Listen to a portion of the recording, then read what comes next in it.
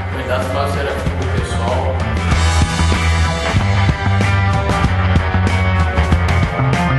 Sou professor, tenho 32 anos, sou formado em Ciências Sociais. Atualmente trabalho na Escola Politécnica da Fiocruz, na rede particular aqui de Niterói. Comecei a minha militância com 16 anos, no movimento estudantil.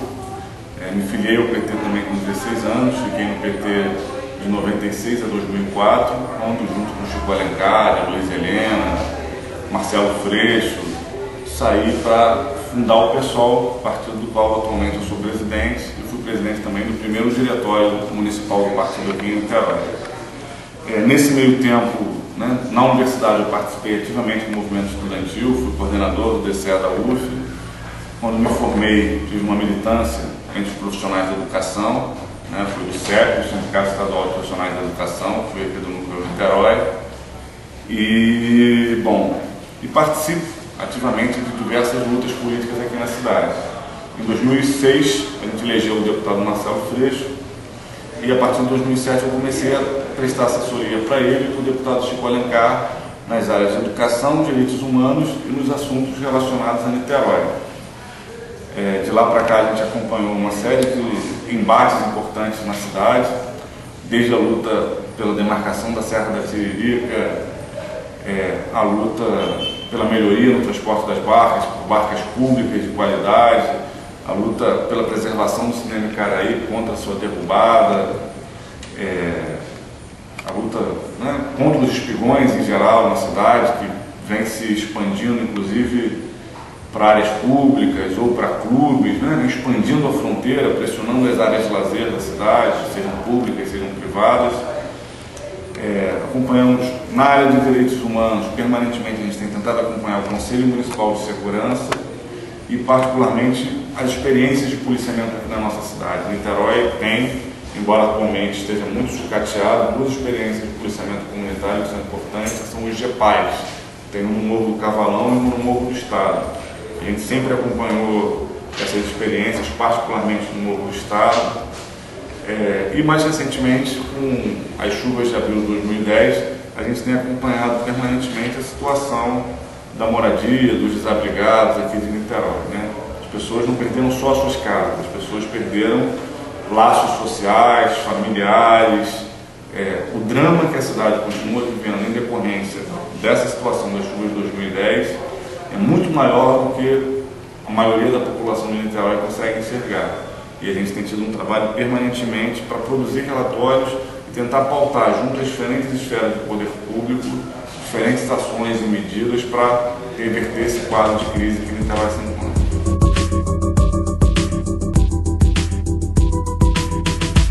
A primeira pergunta é a seguinte, deputado. É inegável que a maioria dos projetos da Prefeitura precisam de sanção e colaboração da Câmara dos Vereadores. Atualmente, a Câmara de Niterói conta com apenas um vereador da sua coligação. É possível governar sem o apoio da Câmara? Ou o senhor está disposto a dialogar com outras correntes, caso seja eleito?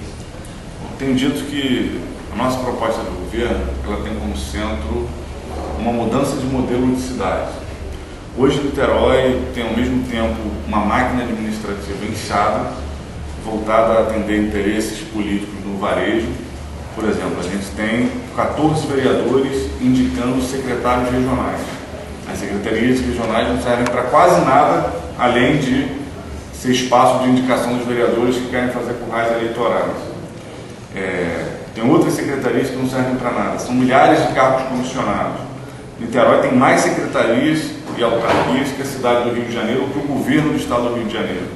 Ou seja, uma máquina administrativa muito pesada, muito inchada e muito pouco profissional. Faltam arquitetos, faltam profissionais da saúde, faltam profissionais de todas as áreas.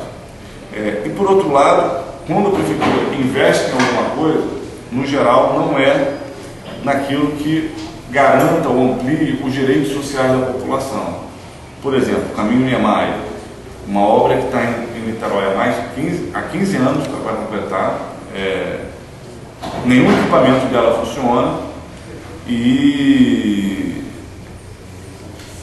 qual é o retorno que ela dá para a população? A própria prefeitura já disse que quando concluir os equipamentos eles vão ser privatizados, terceirizados, ou seja, não correspondem sequer a uma política cultural da cidade, porque o objetivo da prefeitura é passar sua administração adiante. Então a gente pretende, por um lado, mudar essa estrutura administrativa, profissionalizando, cortar cargos comissionados, cortar secretarias que não têm serventia e profissionalizar, realizar concursos para profissionais de saúde, médicos, enfermeiros, nutricionistas, fisioterapeutas, dentistas, contratar profissionais de assistência social. Hoje Niterói tem uma população de ruas das maiores do Brasil e tem uma política de assistência social sofrível, ampliar a rede municipal de educação, que é a menor do estado do Rio de Janeiro. Então a gente pretende requalificar o perfil da prefeitura, tendo como prioridade a profissionalização da máquina para garantir os direitos da população. Por outro lado, a gente pretende redirecionar o orçamento. Ao invés de obras que têm como fundamento remodelar partes da cidade para atender aos interesses de valorização de regiões, valorização imobiliária, atender aos interesses da especulação imobiliária, a gente pretende ter como centro atender as demandas da população, que são enormes. Niterói é a cidade mais desigual do estado do Rio de Janeiro, uma das mais desiguais do Brasil, e as ações do poder público muito pouco vão no sentido de reverter essa realidade. Pelo contrário. Então a gente pretende enfrentar esse modelo. Boa parte do que eu estou te colocando aqui que a gente vai fazer não precisa de aprovação da Câmara. Por exemplo, a extinção de secretarias e diminuição do número dos cargos comissionados. Basta a gente exonerar, remanejar a verba, que acabou, essas secretarias não existem mais, a gente pode extingui-las sem depender da Câmara dos Vereadores. Isso vai liberar o orçamento para investir em outras áreas. A realização de concursos públicos. Eu acho pouco provável, por exemplo, que a gente apresente uma mensagem na Câmara abrindo um concurso para 200 médicos, 300 professores, 100 enfermeiros e a Câmara dos Vereadores se recuse a votar. A gente pretende estabelecer uma relação republicana, no sentido de debater com a Câmara de Vereadores os rumos da cidade. Além disso, a gente pretende ampliar a nossa bancada. Hoje, na chapa do PSOL, a gente tem 2 vereadores que são os mais votados entre os que estão concorrendo à eleição. Os 2 vereadores mais votados entre todos que estão concorrendo à eleição para vereador são do PSOL. Isso é, evidentemente, um elemento que sinaliza como a nossa chapa vem com força e com capacidade para ampliar a nossa representação na Câmara de Vereadores. Ótimo, muito obrigado. Flávio, em entrevista do dia 16 de setembro para o Voto Consciente, o candidato Felipe Peixoto, referindo-se ao pedágio noturno Charitas-Cafubá, afirmou que não vai rasgar os contratos feitos pela prefeitura atual. Realmente, o não cumprimento dos contratos pode gerar indenizações milionárias a serem pagas pela prefeitura. Como o senhor pretende lidar com a situação? Os contratos, como a concessão por 20 anos das vias rodoviárias às empresas de ônibus, serão mantidos? Então, a primeira coisa é que são diversos contratos que a gente vai ter que analisar cada caso. Particularmente, essa concessão rodoviária é uma concessão altamente lesiva aos cofres públicos. Uma concessão de 20 anos, com uma contrapartida mínima, onde participaram e ganharam as mesmas empresas que já exploram as linhas na cidade, só que dessa vez da forma de consórcio. Então, a não revisão desse contrato de concessão também vai gerar aos cofres municipais um prejuízo milionário. E vai gerar um prejuízo para o conjunto da população, porque o serviço que vem sendo prestado tem sido historicamente ineficiente. Niterói tem um dos serviços rodoviários mais ineficientes do Brasil. Isso você mede pela taxa de ocupação, pelo tempo de deslocamento. Niterói tem uma taxa de ocupação média de 40%. Isso significa que os ônibus andam quase sempre muito vazios. Para compensar isso, as tarifas são muito altas para garantir a lucratividade das empresas. E aí você vai e faz uma nova concessão com essas mesmas empresas, sem o replanejamento do funcionamento dessas linhas estar implantado ou está em vias de implantação. Ou seja, esse contrato particularmente da concessão das empresas de ônibus, assim como o contrato do túnel Charitas-Cafubá, são contratos que dizem respeito a aspectos estratégicos da cidade, não são questões pontuais. Vamos avaliar se dá ou se não dá. São aspectos que dizem respeito a questões estratégicas da cidade. Ou a gente abre uma negociação e revê os seus pontos mais críticos, ou a prefeitura vai ter que atuar no sentido de cancelá-los e abrir novos processos licitatórios. Até porque ambos foram permeados por uma série de questões obscuras e falta de transparência e debate público. O senhor pretende acabar com o pedágio, revisar esse pedágio que está sendo anunciado de R$ 9,00 no túnel Charitas Cafubá? Sem dúvida. Aliás, o túnel Charitas Cafubá, na nossa avaliação, é a obra viária mais importante que Niterói vai fazer, né, dentro de um espaço aí de pelo menos 30 anos. Então, é uma obra viária que tem que ter um amadurecimento bem grande da sua utilização. A nossa proposta é que o túnel Charitas Cafubá seja a ponta de lança para uma mudança na matriz do transporte da cidade. A gente pretende que essa seja o caminho para a introdução do veículo leve sob trilho. Para isso tem que ser rediscutido. O contrato como um todo tem que ser rediscutido também por isso, mas não só. Há 5 anos atrás foi aberta uma licitação para construir esse túnel por R$ 52 milhões. Hoje esse túnel custou 170 milhões de reais ao valor do contrato. É óbvio que é um contrato que tem que ser revisto, que tem que ser rediscutido. Além disso, como é uma obra que tem um caráter estratégico para a cidade, a gente tem que repensar. Para a gente, esse túnel tem que incluir veículo leve sob trilho e ciclovia, para que a gente possa, através dele, ligar a região que mais cresce na cidade e que tem maior dificuldade de ligação com as demais, porque tem poucas saídas, com o restante da cidade. Então, essa é uma obra que tem que ser revista. Ótimo. Nesse sentido do veículo leve sob trilhos, que é a próxima pergunta.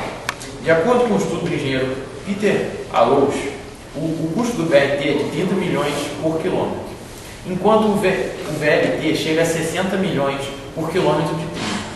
Além do mais, há custos extras no VLT, pois esse acresce o custo com uma reurbanização de quase todo o espaço ocupado. Logo, como o senhor deseja implantar esse molde viário com um elevado ônus? Haverá parcerias público-privadas, as quais em parte vemos falhas de licitação, fiscalização e cumprimento da obra? O custo de implantação do VLT ele pode variar bastante de acordo com as condições que ele é implantado. A nossa proposta, por exemplo, é de um traçado já urbanizado, um terreno já bastante adequado para a implantação do VLT, e quando a gente coloca como centro o túnel Charitas Cafubá, é porque a gente tem consciência que é um eixo central para você reduzir a quantidade de quilômetros necessários para introduzir esse veículo. O túnel Charitas Cafubá vai ter 1,4 km mais ou menos, e vai reduzir uma distância da região oceânica ao centro em mais de 10 km. Então, você fazer por esse traçado justamente é fundamental para que você barateie essa implantação.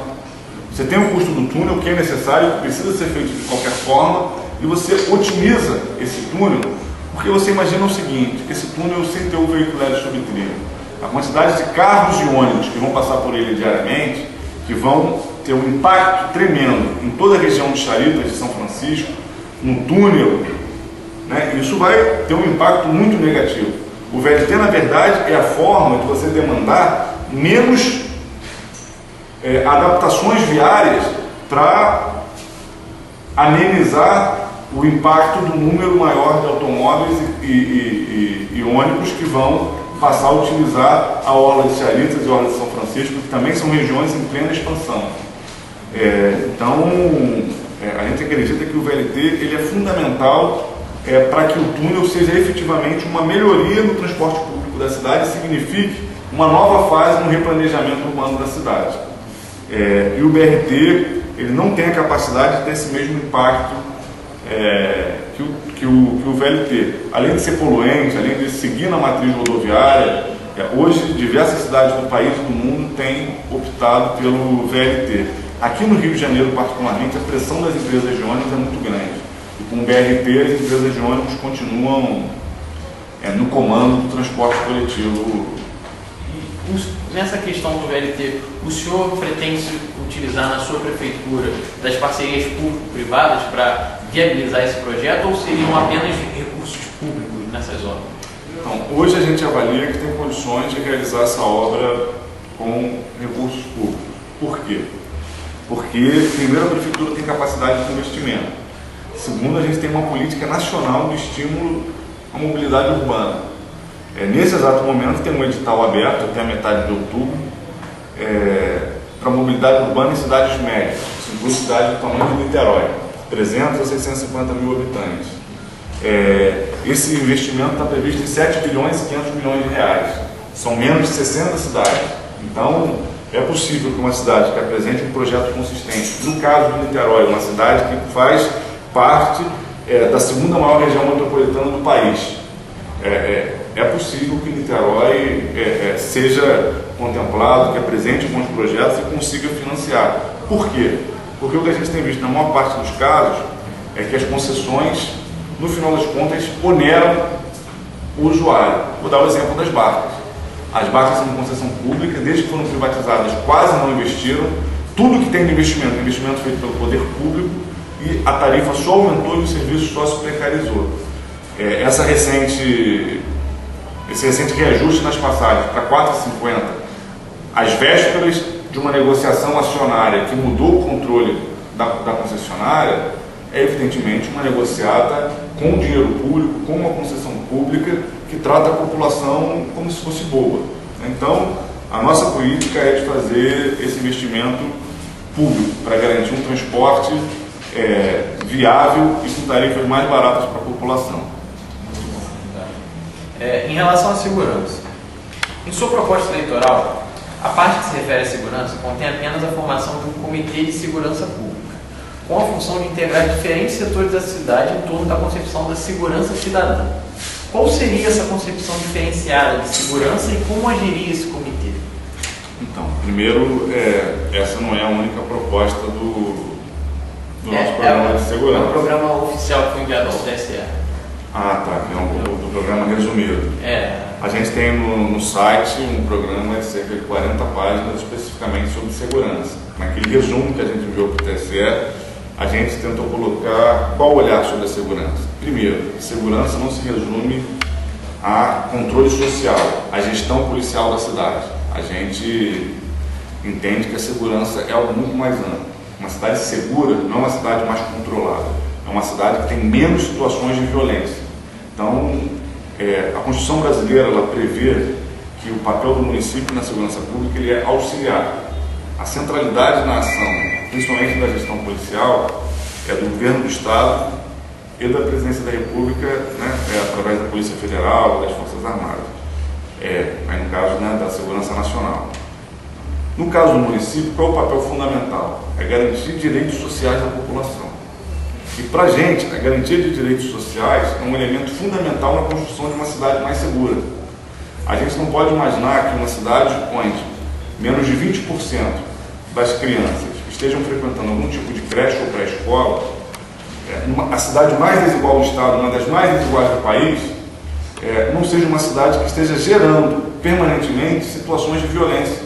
Uma cidade onde você tem uma população de rua, o maior índice do país, são cerca de 500 moradores para 500 mil habitantes, ou seja, quase um morador de rua para cada 1000 habitantes, o maior índice do país, segundo o Ministério do Desenvolvimento Social em 2010, e não tem uma política de assistência social efetiva, e não tem uma política de tratamento do uso de álcool e drogas efetivo.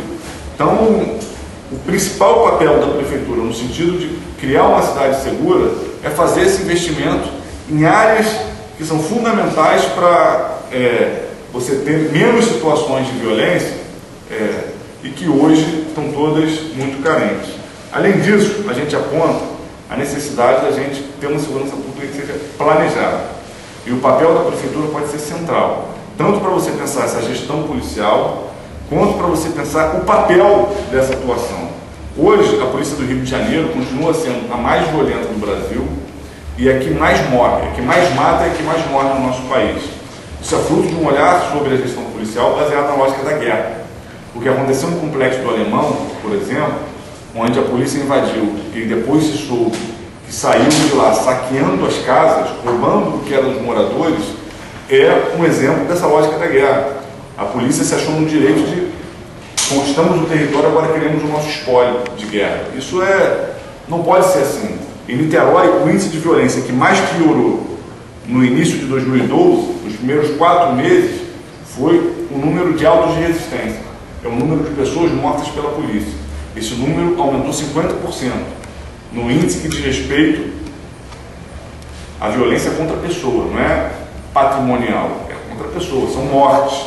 Então a gente tem que mudar essa lógica, isso é central no problema da segurança em Niterói. Então, a criação desse comitê é para você fazer um mapeamento da segurança na cidade, planejar e tentar introduzir na prática da segurança pública uma lógica de que segurança pública não é guerra, segurança pública é defesa e promoção da vida. Então, para a gente, o papel do município é central nessa história. Obrigado, candidato. Então, a próxima pergunta que a gente tem é em relação à sua base eleitoral na cidade. O senhor tem uma base muito forte na juventude niteroense, principalmente na camada universitária. Seus percentuais de preferência o credenciam o segundo turno nessa camada. No entanto, em âmbito global, o senhor está em quarto lugar nas pesquisas. A que se deve esse descompasso entre o público universitário e o público em geral da cidade de Niterói? Então, acho que, primeiro, eu sou um candidato que não venho de ter mandatos eletivos anteriores, então, quando não sou conhecido, quando começa a campanha, eu ainda não sou conhecido do conjunto da cidade. Eu vou me tornando mais conhecido ao longo da campanha. Mas existem alguns públicos com os quais eu já tinha algum tipo de identidade. Público universitário, onde eu fui estudante, onde eu participei do Diretório Central dos Estudantes, entre os professores, né, eu sou um professor, fui da rede estadual, fui da rede municipal de educação. Então, natural que esses setores mais próximos, algumas lutas que eu travei, iniciassem. Mas hoje a campanha já é muito mais ampla. Hoje, por exemplo, na juventude, não é só universitária que nos apoia, a gente tem uma juventude em geral nos apoiando. Realizamos um encontro, uma plenária de juventude que se transformou num comício com mais de 800 pessoas ali na Praça da Cantareira. A gente tem apoios em diferentes bairros da cidade, a Zona Sul, a Zona Norte, a Zona Leste, a região oceânica. A nossa campanha cresce e se capilariza, tanto que hoje nas pesquisas que a gente tem acesso, diferentes candidatos estão realizando, já apontam que a gente está em terceiro lugar. Então a nossa candidatura cresce tanto do ponto de vista percentual, de aumentar as declarações de voto, né, quanto do ponto de vista de se espraiar para as diferentes regiões da cidade, para os diferentes setores. Por exemplo, essa semana inteira que passou, a gente teve permanentemente panfletagens realizadas na porta dos estaleiros de Niterói, realizadas por metalúrgicos, por pessoas, né, por metalúrgicos que apoiam a nossa candidatura e que fizeram todos os dias panfletagens na porta dos estaleiros. Então, isso é uma demonstração de como a nossa candidatura se espraia pelos diferentes setores da cidade. E a juventude continua sendo fundamental. Bom, a última pergunta direcionada do nosso grupo é a seguinte. Candidato, Plínio, em 2010, em candidatura à presidência, afirmou que faria uma auditoria da dívida pública federal para desviar os gastos para outras áreas de maior importância social do país. Seguindo essa linha, o candidato do seu partido à Prefeitura de São Paulo afirma que não pagará a dívida do município com a União, nesse mesmo intuito. No entanto, Marcelo Freixo afirma que reavaliará os contratos da dívida municipal, não mantendo uma posição definida no sentido de suspender o pagamento da dívida pública municipal. E na sua candidatura, qual será a sua postura em relação à dívida pública do município de Niterói? Ainda, qual será a postura da sua gestão em relação aos contratos realizados pela Prefeitura atual? Estão questionados pelo senhor, mas que já estão assinados. Então, com relação à dívida pública, o problema da dívida pública federal é que ela já foi paga diversas vezes e que, pela Constituição brasileira, estava prevista a realização de uma auditoria. Que dívida é essa que o Brasil paga 42% do seu orçamento? Não existe nenhuma área onde o governo federal invista mais do que no pagamento da dívida pública. É 42% do nosso orçamento. Que dívida é essa que drena 42% dos nossos recursos há décadas e que a gente não sabe sequer qual é, com os juros mais altos do mundo? Isso, evidentemente, é um abuso. É uma das coisas que fazem que uma parcela considerável da população brasileira continue vivendo na miséria. Então, é inaceitável continuar um pagamento desse tipo às cegas, como tem feito os sucessivos governos até hoje. O mínimo que se pode fazer é auditar. No caso das contas municipais, a gente tem um quadro bastante diferente. Niterói não é uma cidade que tem um alto grau de endividamento. Então, E esse endividamento não é um endividamento histórico comprometedor do orçamento, como é o caso da dívida pública da União e de alguns estados. Então, o que a gente tem que fazer é avaliar essa dívida.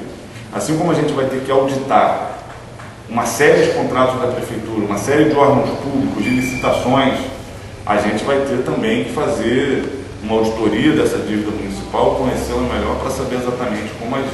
O que a gente sabe é que uma lógica prioritária de relação com os banqueiros não pode estar à frente de uma lógica de garantia dos direitos da população.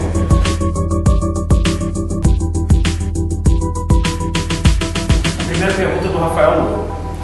O candidato Marcelo Freixo sempre afirma que a não aliança com outros partidos no Rio de Janeiro garante que o PSOL, num eventual governo, possa escolher os quadros mais capacitados da sociedade para assumir cargos de confiança, como autarquias e secretarias. E, desse modo, não precisaria lotear o governo com a coligação dos aliados. Já em Niterói, esse movimento não se repetiu. Por quê? No eventual governo, o PCB teria alguma secretaria? Bom, um dos elementos centrais que a gente tem colocado com a apresentação da nossa candidatura é justamente a mudança na qualidade da máquina administrativa, onde as indicações políticas não podem se sobrepor à garantia de fazer uma prefeitura que sirva a população garantindo seus direitos plenos nas diferentes áreas: educação, saúde, cultura, esporte, lazer.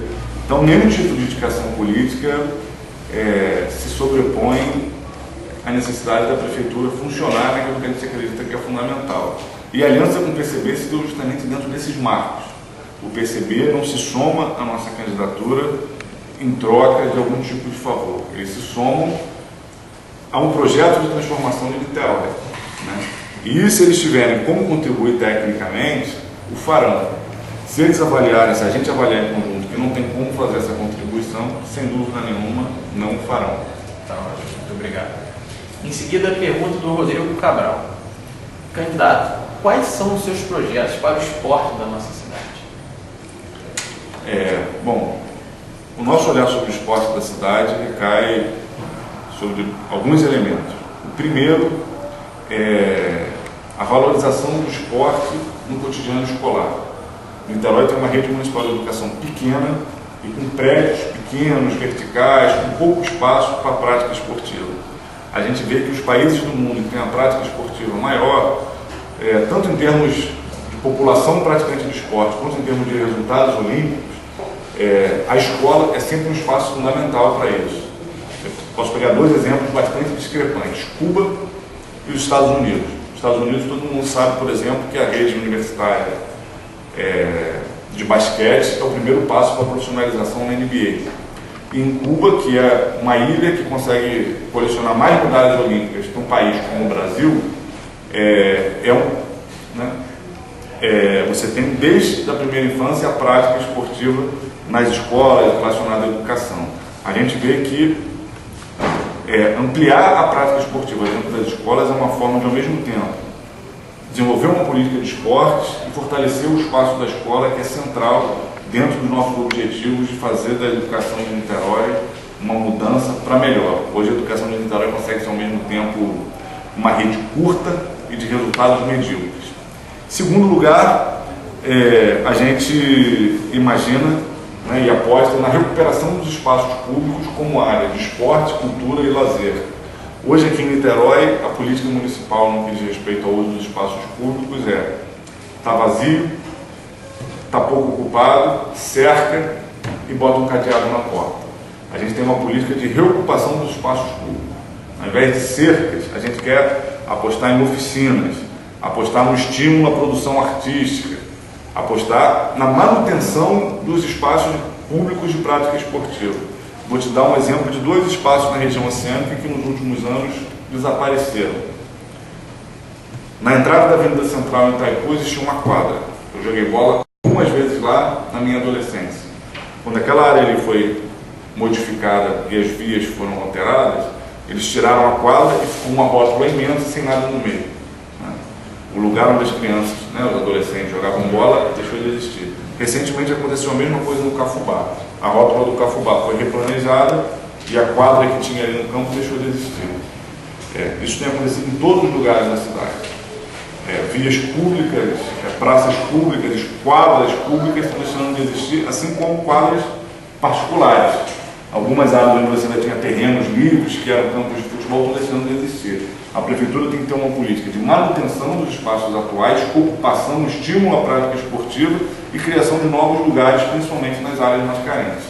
A gente tem algumas regiões da cidade, para voltar aqui ao exemplo da Avenida Central na região oceânica, onde você não tem um espaço público de lazer. Isso tem que ser invertido e isso faz parte de uma política de alimentar a prática esportiva, com escolas abertas para a população, com profissionais organizando e com espaço para que as pessoas possam também praticar esportes como forma de lazer.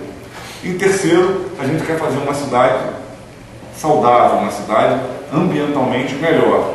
E dentro da proposta que a gente tem de mudança na matriz de transporte, a gente espera introduzir o VLT, reduzindo a necessidade de carros e ônibus nas ruas, para liberar vias para a implantação de uma malha cicloviária.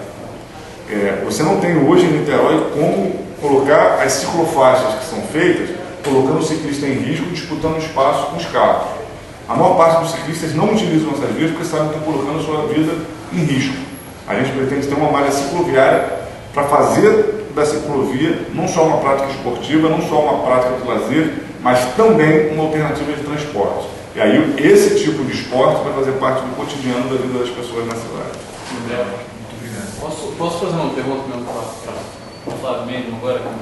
Se não está previsto, tem que ser uma sobre o Caio Martins, que eu me lembro que aquele ano passado o Caio Martins, questão municipal, questão governamental. Boa pergunta, inclusive era um dos pontos que eu tinha pensado para destacar. O próprio Flávio pode falar, aí depois dá a isso. Tá. E por fim, né, com relação a essa questão dos esportes, tem o Caio Martins. O Caio Martins é um equipamento público, né, que está numa área central de Niterói, de fácil acesso, e que está há muitos anos subutilizado. O Caio Martins tem que ser o centro de uma política de esporte no conjunto da cidade, que passa pelas escolas, pelas praças, pela construção de arenas regionais estimulando os esportes, e tendo o Caio Martins como o centro desse planejamento, dessa prática, com espaços mais profissionais, mais próximos às medidas olímpicas, às medidas internacionais, para que aqueles atletas que praticando esportes na cidade inteira tenham um espaço para dar um passo além, para se aperfeiçoar, etc. Além disso, pode receber cotidianamente uma série de escolinhas. No Caio Martins não é só um campo de futebol e uma piscina. No Caio Martins você tem algumas quadras, você tem um ginásio fechado, é um complexo esportivo. O Caio Martins não é um estádio de futebol, é um complexo esportivo que tem que ser aberto ao uso da população. Eu mesmo, na minha infância, tive a oportunidade de fazer escolinha de natação, fazer escolinha de futebol no Caio Martins, né? E hoje, esse talento futebolístico que eu tenho, muito eu devo aos campos lá do Caio Martins. Muito obrigado, candidato. A última pergunta, antes das considerações finais, é do André Feldrich. Em relação também à questão do VLT, a questão do transporte realmente preocupa a população niteroense. Flávio, você menciona no seu programa o objetivo de ligar a região oceânica ao centro através de charitas por um veículo leve sobre trilhos. Gostaria de saber se há algum estudo traçado sobre essa possibilidade, visto que as ruas já existentes em Niterói são bem estreitas e é praticamente impossível a realocação de habitantes, visto o gabarito e a quantidade de moradores nos prédios.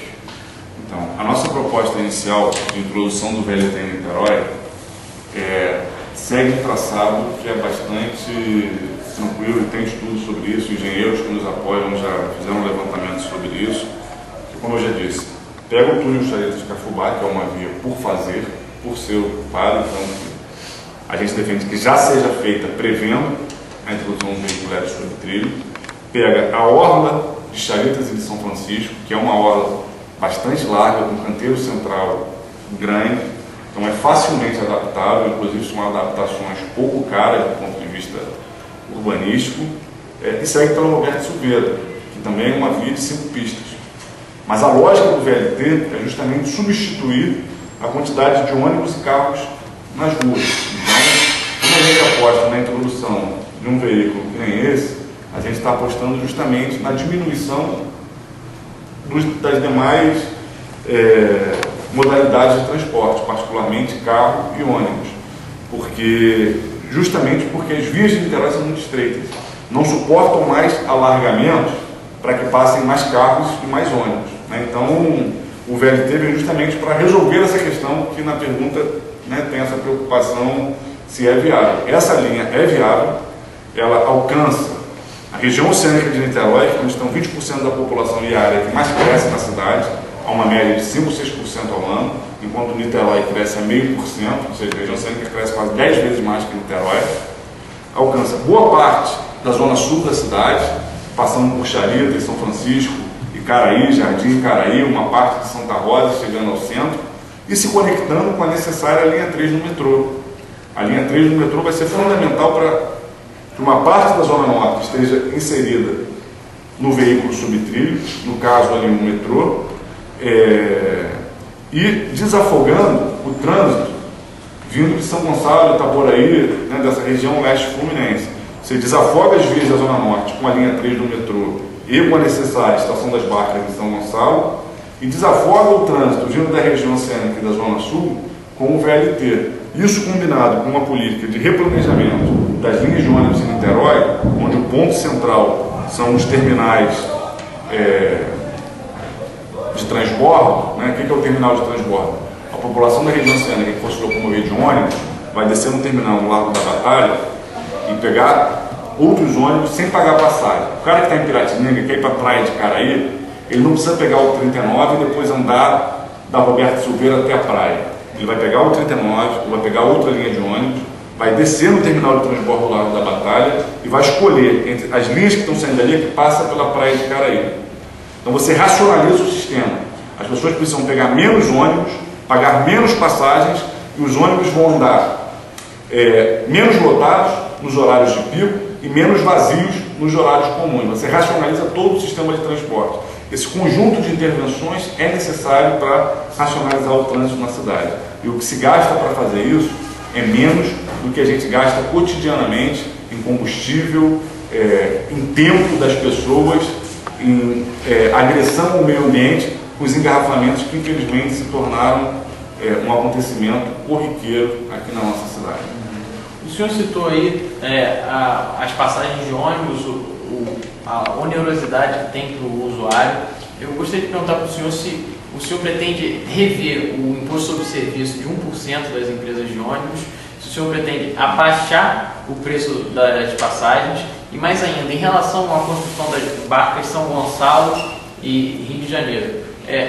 Tem a possibilidade da prefeitura intervir nesse processo, visto que é uma questão mais estadual do que municipal? Primeiro, o prefeito ele é um representante político do município, além de um gestor. Uma cidade de 500 mil habitantes, entre uma que tem 1 milhão e outra que tem 6 milhões, e que essa que tem 1 milhão, a população dessa que tem 1 milhão, para chegar na que tem 6 milhões, tem que passar necessariamente por dentro da que tem 500 mil. O prefeito se calar diante dos problemas de mobilidade nessa região é uma omissão inaceitável, e é o que acontece hoje. Quem sai de São Gonçalo e vai para o Rio de Janeiro, ou pega a Contorno, ou pega a Alameda, ou passa por dentro de Niterói para pegar o serviço de barco. O que não pode é o prefeito de Niterói se calar, não cobrar um debate geral com o governador, com o prefeito de São Gonçalo, com o prefeito de Itaboraí, de Maricá, sobre essa mobilidade urbana em toda a região metropolitana, porque boa parte do problema de trânsito na cidade, particularmente na Zona Norte, está relacionado a esse fluxo, inclusive de cidades, como é o caso de São Gonçalo, muito maiores que Niterói, passando para o Rio de Janeiro. Então, isso é um problema central, a prefeitura tem como se posicionar. Com relação à linha 3 do metrô, particularmente, a prefeitura de Niterói até agora só criou dificuldades. O papel da prefeitura tem que ser facilitar, não criar dificuldades, inclusive apostando em preconceitos. A Prefeitura de Niterói vetou qualquer tipo de veículo sob trilho na superfície de Niterói, alegando que isso vai gerar impacto no caminho Niemeyer. Isso é uma proposta absurda que aposta no preconceito. Você comparar o impacto ambiental, viário, sonoro, de 30 ônibus com de um metrô, é uma brincadeira. O metrô é mais silencioso, o metrô não emite gases, o metrô ocupa menos espaço, é um transporte mais racional A Prefeitura tem muito a fazer nesse quesito. Qual foi a outra pergunta? Em relação às passagens de ônibus... Em relação às passagens de ônibus. Olha, o sistema de transporte da cidade tem que ser todo revisto. Em Niterói é inexplicável que a Prefeitura, ao mesmo tempo que dê isenções, renove concessões e tenha uma passagem que tem um dos quilômetros rodados mais caros do país.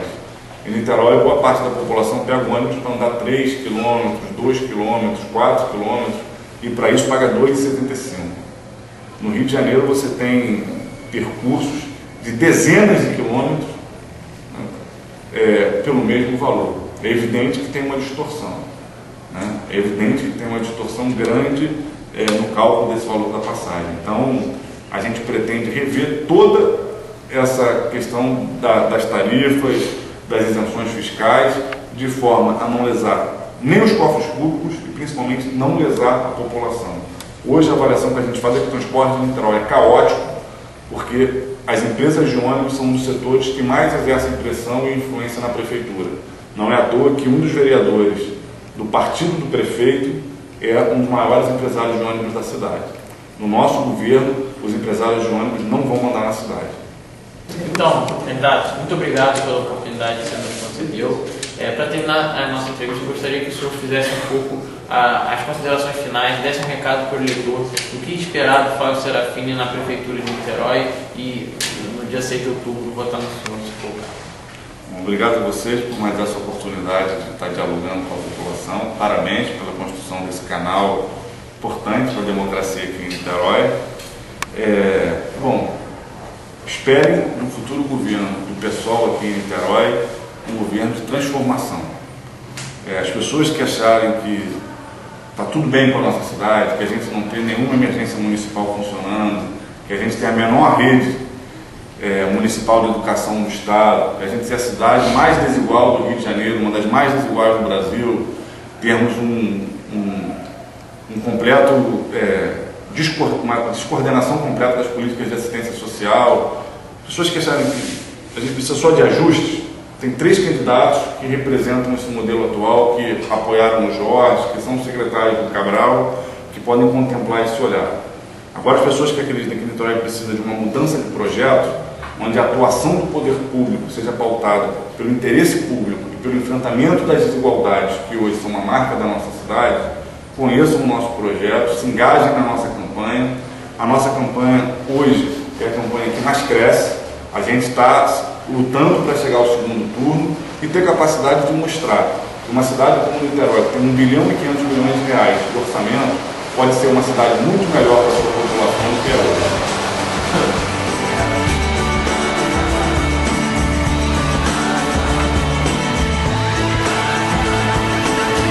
Voto consciente. Acesse